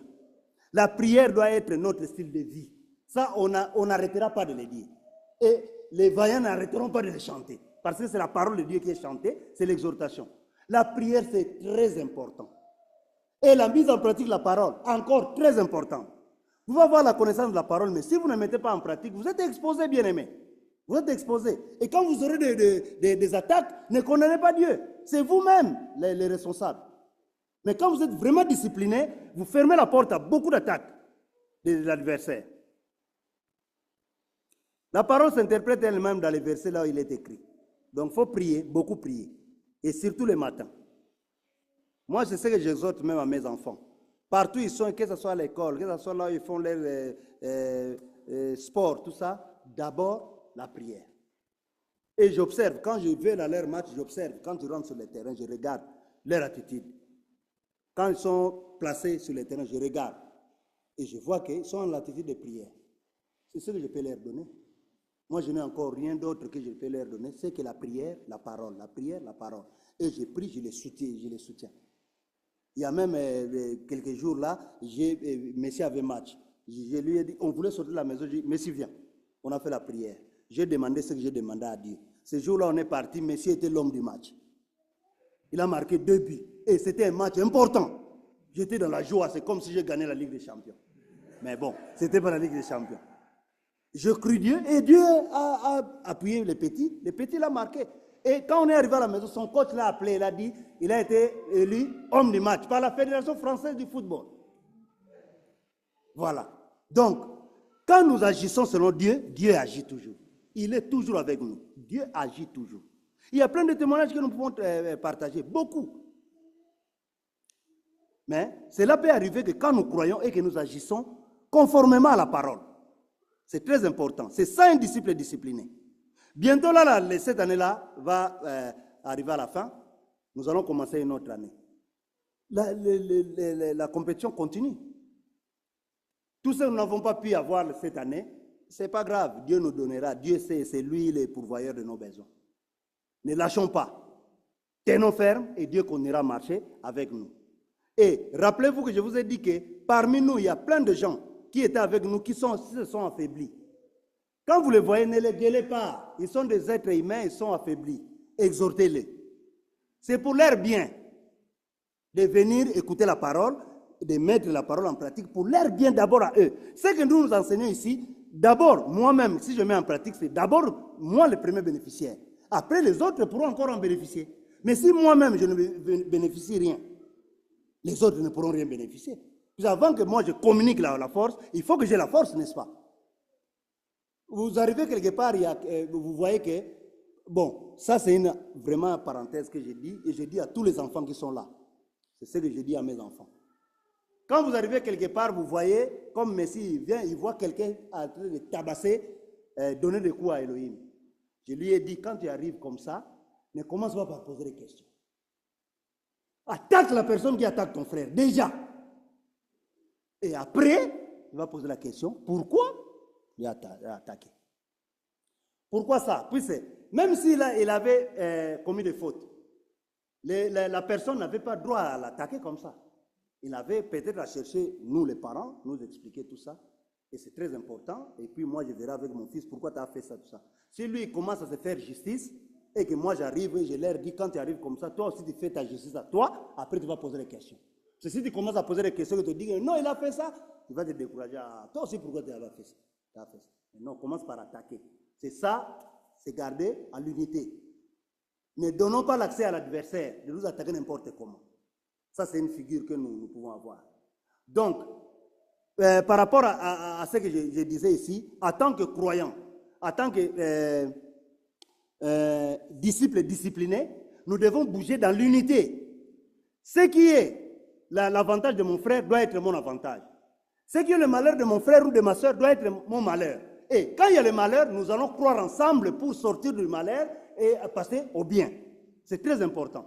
Vous arrivez, même l'exemple que j'ai donné, vous voyez, votre frère, votre soeur a commis une bêtise, c'est sûr et certain. Mais tu ne vas pas l'abandonner parce qu'il a commis une bêtise. Il faut d'abord protéger, après donner conseil. C'est comme ça qu'on fait. Et nous, les croyants, c'est comme ça que nous devons faire. Quand un de nous est bousculé par l'adversaire, nous venons. Peu importe. L'adversaire déjà nous attaque sans motif valable, je vous l'ai dit. Et c'est comme ça. Mais nous venons d'abord, nous nous assemblons, nous donnons la force. Puis même les Français disent, l'unité fait quoi? La force. L'union, l'unité, c'est pareil, non? Voilà. L'union fait la force. Vous donnez d'abord la force pour sortir de la négativité et après exhorter s'il le faut. C'est très important. Donc, Colossiens 2 et 4.2 nous dit, persévérez dans la prière, veillez-y avec action de grâce. Dieu nous demande déjà de prier, prier sans cesse. Et nous pouvons prier à tout moment. Je venais de vous dire que la prière, ne soyez pas, comment je peux le dire, comme ceux-là qui pensent que c'est à force d'avoir de longs moments de prière que Dieu va nous exaucer. Non. Dieu exauce la prière qui est faite avec croyance et avec précision. Quand la prière est faite avec croyance et avec précision, peu importe le temps, Dieu exauce. Vous pouvez aussi prier du matin au soir. S'il n'y a pas de concentration, Dieu n'exaucera jamais. Donc, disciplinez-vous à faire des prières. Quand vous dites que moi, aujourd'hui, je vais faire ma prière de 3 heures, c'est vous qui avez pris la décision. Et si vous le faites vraiment fidèlement, Dieu sera avec vous. Parce que vous vous êtes dit, vous allez faire une prière de 3 heures. Si vous voulez faire une prière de 12 heures, c'est vous. Mais si vous faites de 12 heures et que l'autre qui est à côté a fait de 20 minutes, n'allez pas l'incriminer. Mais comment tu pries que 20 minutes, moi je fais 3 heures? Non, non, non, non, non. Chacun a sa disposition mentale. Si vous dites ça à une personne quelconque, ça peut dégénérer. Puisque nous ne sommes pas tous pareils. Donc nous devons nous mettre à la place des autres. Celui qui voit que lui, pour être à l'aise, il peut prier 10 minutes, il prie 10 minutes. Mais si vous pouvez l'exhorter, parce que la parole nous dit de prier sans cesse, vous pouvez l'exhorter, que 10 minutes, c'est pas mal. Mais si vous faites encore plus, c'est vraiment pour votre bien. Vous allez dans ce sens-là, pour l'aider à pouvoir augmenter la portion de la prière. C'est très important. Nous sommes des disciples disciplinés. Nous devons toujours parler avec une bonne manière, faire en sorte que les gens puissent beaucoup plus s'intéresser à nous que de nous rejeter. Puis si moi je connais quelqu'un dans notre famille, bon, c'était mon oncle, il est déjà décédé il y a longtemps. Lui, quand il vient chez vous, tout le monde est mal à l'aise. Vous allez voir, première personne, il va par là, l'autre par là. Parce que lui, quand il rentre déjà, il te regarde. Toi, c'est comme si tu n'as pas lavé le visage. Ah, Noko. Va laver le visage. Et toi, ta culotte est sale comme ça. Viens ici. Oh. Mais, comme j'étais encore enfant, mais aujourd'hui, si quelqu'un me fait ça, je me suis dit, cet oncle-là, s'il était en vie qu'aujourd'hui, il fait ça, ah non, ça va barder. Mais à chaque fois qu'il était dans la famille, tout le monde était mal à l'aise. C'est pas bon. Un croyant discipliné doit être, sa présence doit bénir. C'est pas que tu rentres, et ces gens-là, quand ils rentrent dans un milieu, ils voient que les négativités. Ils regardent, toi, c'est comme si tu n'as pas brossé. Hein? Donc, il a toujours tendance à taper. Ça, c'est pas bon. Et je me rappelle même qu'à l'époque, ma soeur, tellement qu'elle ne s'entendait pas avec cet oncle-là, une fois, elle a fait les foufous, il a trouvé en dessous, il a mis du sable. Lui a mis sur la table parce qu'il était tellement mauvais.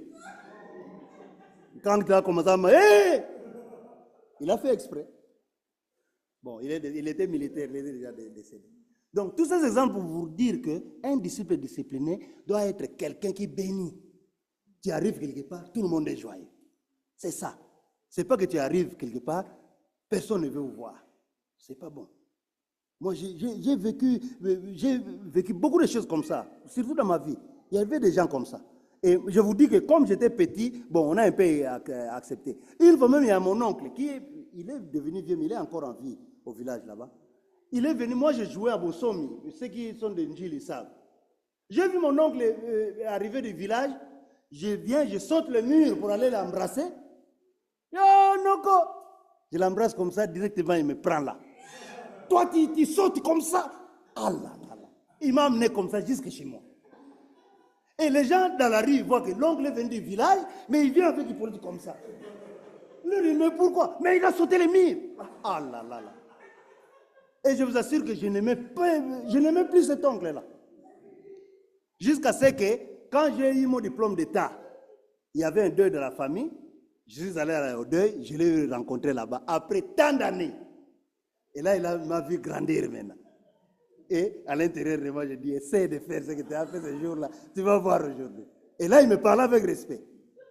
Donc ça, c'est pas bon. Et j'avais une image négative de lui. Et c'était quand même une distance de là où il m'a tourné l'oreille jusqu'à la maison. Comme ça, il me menait comme ça. Moi, je ne peux pas faire ça à qui que ce soit. Mais il y a des gens méchants comme ça. Donc, un disciple discipliné ne peut pas faire ça. Si mon oncle était discipliné, allait-il faire ça? Non. Mais lui, il voit qu'il est l'oncle, il peut se permettre de faire tout ce qu'il veut. Mais bon, c'est déjà passé. J'avais quel âge? 10 ou 11 ans. Mais nous ne pouvons pas le faire. Nous sommes des disciplinés. Persévérons dans la prière, bien-aimés. C'est ça l'attitude que doit avoir un disciple discipliné. Ephésiens 6, 10 à 18. Au reste, fortifiez-vous dans le Seigneur et par sa force toute puissante. Revêtez-vous de toutes les armes de Dieu afin de pouvoir tenir ferme contre les ruses du diable. 12. Car nous n'avons pas à lutter contre la chair et le sang, mais contre les dominations, contre les autorités, contre les princes de ce monde de ténèbres, contre les esprits méchants dans les lieux célestes. Ça, c'est la parole de Dieu. Continuons à travailler la parole. Quand nous travaillons beaucoup la parole, bien aimée, nous allons voir ce que Dieu va faire pour nous. C'est très, très important. Et nous devons aussi rester assidus dans la communion fraternelle pour notre croissance dans la connaissance de la parole de Dieu. Je pense qu'il y a quelques temps, même hier, le coordinateur Ted nous l'a rappelé aussi. Oui, je crois que c'était hier. Ouais. Il nous a rappelé que nous avons fait un constat, mais un constat très amer. Bon, aujourd'hui, il y a des gens qui sont déplacés. Bon, ok, d'accord. Mais quand nous faisons nos communions en ligne, tout le monde est chez lui, n'est-ce pas? Mais nous avons remarqué qu'il y a beaucoup plus d'absents les jours de la communion en ligne que les jours de la communion en présentiel. Et c'est normal. Donc, c'est qu'il y a négligence quelque part, n'est-ce pas? Nous venons de lire, cessez d'être comment? Négligent. Je n'irai pas plus loin. Donc, disciplinons-nous. C'est très important. Nous devons expérimenter la puissance de Dieu que nous avions reçue lors de notre nouvelle naissance. Un disciple discipliné doit être vraiment quelqu'un qui apporte la guérison, comme le dit la parole. Cela est possible et disponible de manifester la puissance, mais c'est à nous de nous élever et de croire pour faire arriver l'impossible. Bien-aimés de Dieu, nous savons bien que notre adversaire nous attaque sans motif valable, comme je venais de le dire tantôt. Mais nous devons aussi savoir que Dieu nous a dotés de tous les atouts qui nous aident et nous aideront dans l'avenir de pouvoir contrer les attaques de l'adversaire. Nous savons également que nous nous approchons de la fin de l'année, comme je viens de le dire. Bientôt, ce sera la fin. Et c'est une période où l'adversaire multiplie ses attaques contre les enfants de Dieu. Et pour répondre à toutes ces attaques-là, nous devons simplement être des disciples disciplinés. Ne soyons pas agités. Restons calmes, et soyons calmes, agissons selon la parole, contrôlons les situations et nous allons voir la main de Dieu nous soutenir. Et les qualités que doit avoir un disciple discipliné. Agir toujours en alignement et en harmonie avec la parole de Dieu. Avec une croyance positive et ferme. Ça, c'est les enseignements que vous allez travailler en détail dans les communions. Très important. C'est les bases même. C'est les fondamentaux. Ça ne sert à rien de connaître les figures de rhétorique, les orientalismes, alors que vous êtes en face de quelque chose, vous n'arrivez pas à agir. Non. Ça, c'est les fondamentaux. Vivre toujours en harmonie avec son partenaire pour ceux qui sont mariés. Vous qui êtes mariés, soyez toujours en harmonie.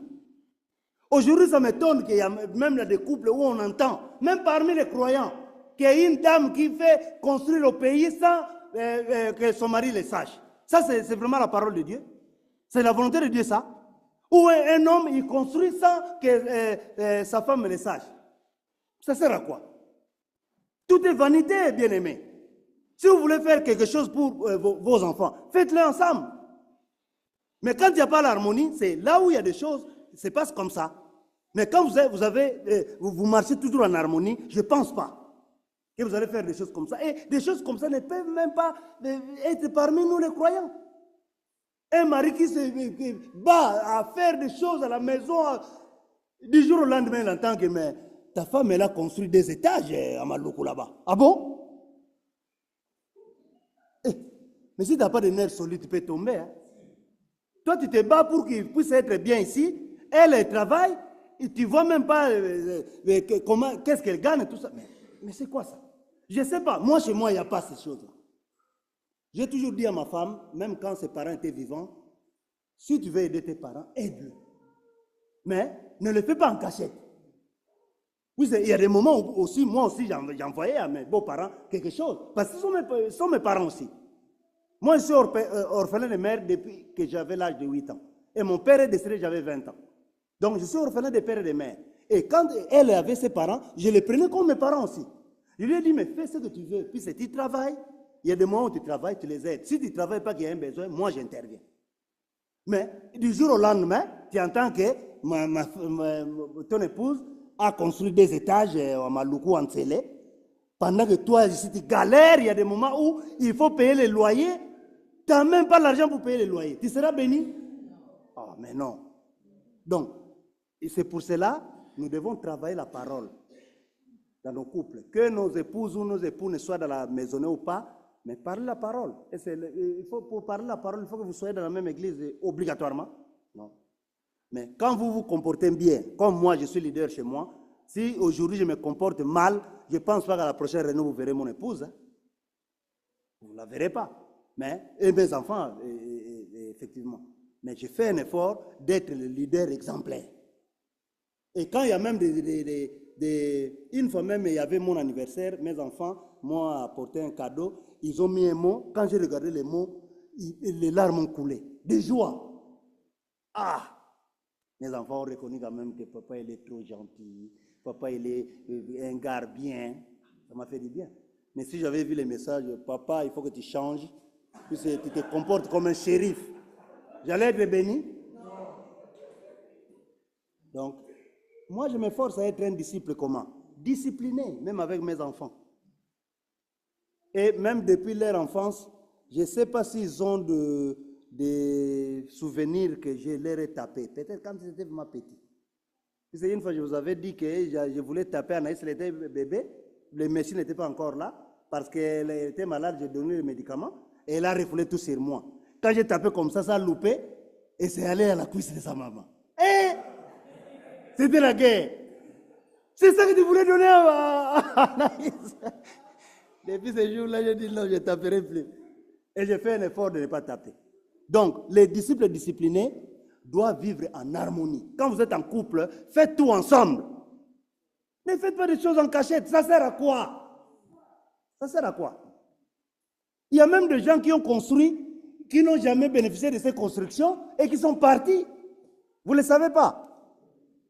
Donc, un disciple discipliné doit faire des choses selon Dieu. Vivre en harmonie. Papa et maman en harmonie. Les enfants en harmonie.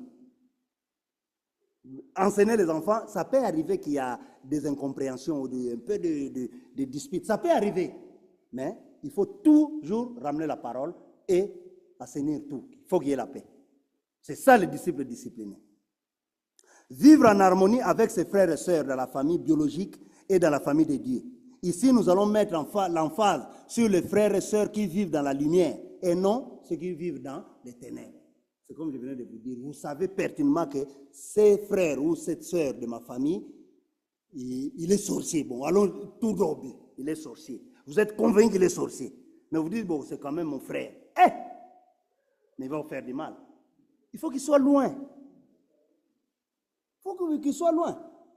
Ne donnez pas trop de confiance aux gens. Faut pas. Moi, je vous dis la vérité, je me sens beaucoup mieux quand je suis chez moi. Et quand je suis dehors, je m'empresse d'aller chez moi. Mais il y a des gens qui, quand ils sont dehors, ils sont à l'aise.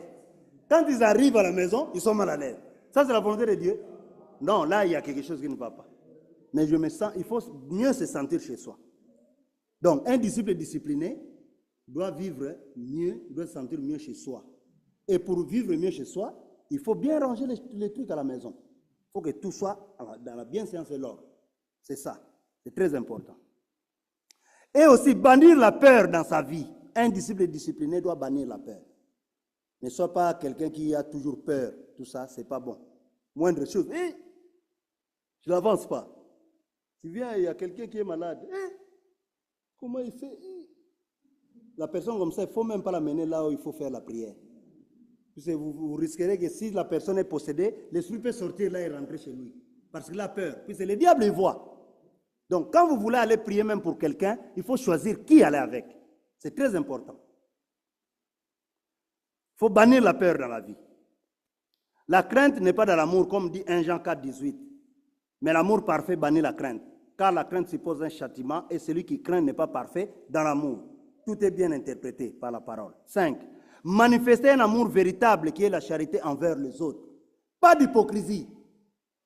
Nous devons détester l'hypocrisie en tant qu'enfants de Dieu, en tant que des disciples disciplinés. Vous voyez quelque chose qui ne va pas, allez voir la personne, parlez avec la personne pour avoir des précisions sur ce que vous voulez voir clair.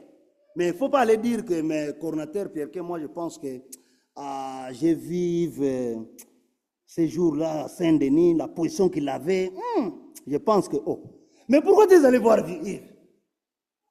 Toi, tu n'as pas vu Yves, mais tu penses que. Ça, c'est la volonté de Dieu? Non. Allez voir la personne, c'est ce que Dieu nous demande. Parler avec la personne. S'il y avait quelque chose de flou, la personne comprendra que je n'étais pas au droit chemin, il faut que je revienne au droit chemin. Mais si tu dis rien à Yves et que le coordonnateur Pierre appelle Yves, il dit, mais quelqu'un t'a vu à Saint-Denis, tu faisais quoi là-bas? Qui m'a vu?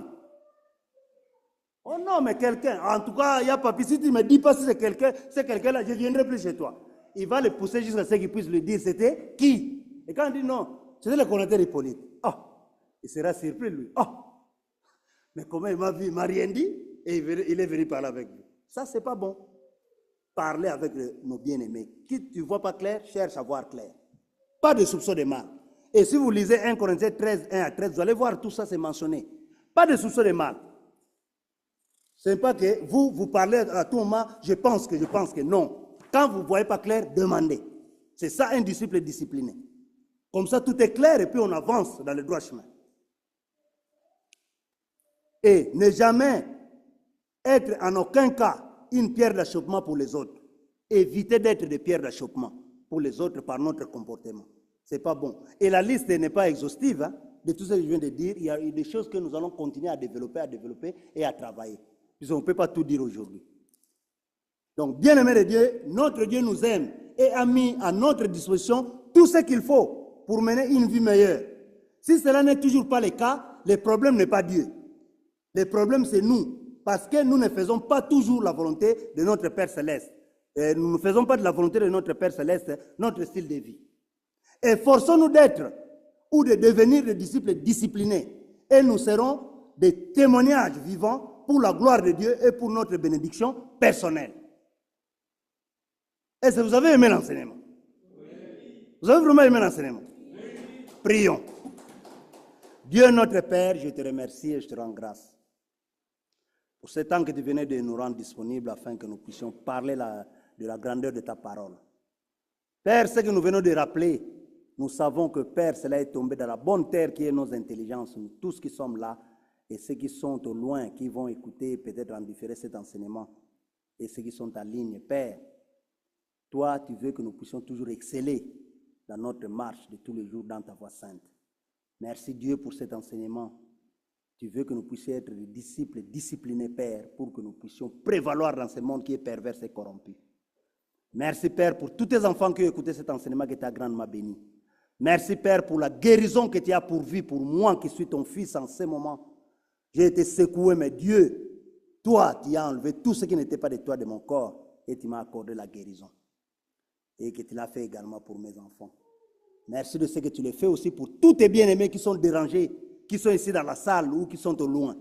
Je sais que Père, ta main n'est pas trop courte pour sauver, ni ton oreille trop dure pour entendre les cris de tes bien-aimés. Merci d'avoir agi. Partout où il y a tes bien-aimés, tu combles à leurs besoins à travers le monde. Je te loue et je te rends grâce dans le Père Céleste de ce que tu as béni, le retour de tout et chacun ici présent. Et que cet enseignement est réellement resté dans nos intelligences. Nous allons tous nous efforcer à le mettre en pratique pour que nous soyons réellement des disciples disciplinés qui manifesteront ta puissance dans ce monde de ténèbres et qui apporteront la guérison aux nations. Merci tant au Père Céleste de ce que tu seras comme notre guide jusqu'à nos demeures, comme notre protecteur et tu seras également notre appui. Je te rends grâce et te remercie Dieu pour la fin de cette année. Je sais que Dieu t'y a pris soin de nous depuis le début de cette année et que maintenant bientôt qu'elle va toucher à sa fin. Merci Père de ce que tu continues à prendre soin de nous avec les fêtes de fin d'année. Tu seras avec tes enfants. Partout où ils vont se trouver, Dieu, tu prendras soin d'eux. Tu combleras leurs besoins, tu les protégeras contre toute attaque visible et qu'invisible adversaire. Merci pour ceux qui vont se déplacer, que tu as aplani leur sentier. Partout où ils iront, Dieu, tu seras leur guide et leur protecteur pour qu'ils puissent se réjouir selon ta volonté. Je te rends grâce et te remercie, Dieu, de ce que nous allons rentrer dans la nouvelle année avec beaucoup plus d'impact et de puissance que tu nous as donné, afin que nous puissions toujours continuer à réaliser tout ce que tu nous as demandé dans ta parole comme tu nous l'as dit, que nous devons remplacer Christ ici sur terre, pour ton Fils avait comme rôle ou comme le travail à faire de détruire les œuvres du diable, et qu'en ce moment que nous sommes ces remplaçants valables, et tu nous as équipés de tout pour que nous puissions détruire les œuvres du diable. Merci Père de ce que tu nous accompagneras toujours. Merci Père pour tous tes enfants qui se sont affaiblis cette année, que je te lève en ce moment. Tu les connais parce que toi tu vois ce que moi je ne vois pas. Merci d'avoir agi dans leur cœur. Merci d'avoir touché leur cœur. Merci de leur avoir rappelé la parole qu'ils connaissent, mais qui parfois ils oublient, pour qu'ils puissent se réveiller, se remettre debout et continuer à marcher dans ta voie sainte, pour voir ta main de bénédiction les accompagner. Merci Père de ce que tu les protèges. Même pendant leurs moments de faiblesse, protège-le Père, parce qu'ils sont tes enfants. Je sais que tu es un Père aimant, tu ne peux pas abandonner tes enfants. Je te remercie et je te rends grâce Dieu pour tous ceux qui étaient dérangés par les maladies diverses. Comment Dieu, tu les sors de ces milieux de maladies et que tu leur accordes la guérison totale au nom de Jésus-Christ. Ceux qui étaient possédés des esprits diaboliques, merci Dieu de les avoir délivrés au nom de Jésus-Christ. Je crois que Dieu, ton nom sera loué et glorifié par le témoignage que nous allons vivre. Nous croyons rentrer dans cette nouvelle année avec beaucoup de puissance, avec beaucoup de bonne santé, Père, et ton nom continuera à être loué et glorifié par les témoignages que nous rendrons disponibles. Merci tant, Père Céleste, pour tout ce que je n'ai pas pu te dire dans cette prière. Je sais que, Père, j'ai une mémoire qui peut parfois oublier, mais toi, tu vois ce que je ne vois pas. Merci d'avoir répondu et agi au-delà de ce que j'ai demandé ou pensé. Je te rends grâce et te remercie, Dieu, pour la bénédiction, les bénédictions multiples que tu accordes à tous tes enfants ici présents et ceux qui sont à la maison et ceux qui sont éparpillés à travers le monde. Merci, Père, de nous avoir exaucés par le nom puissant et prévalent de notre Seigneur et Sauveur, Jésus-Christ le juste. Amen. Amen. Que vos cœurs soient bénis.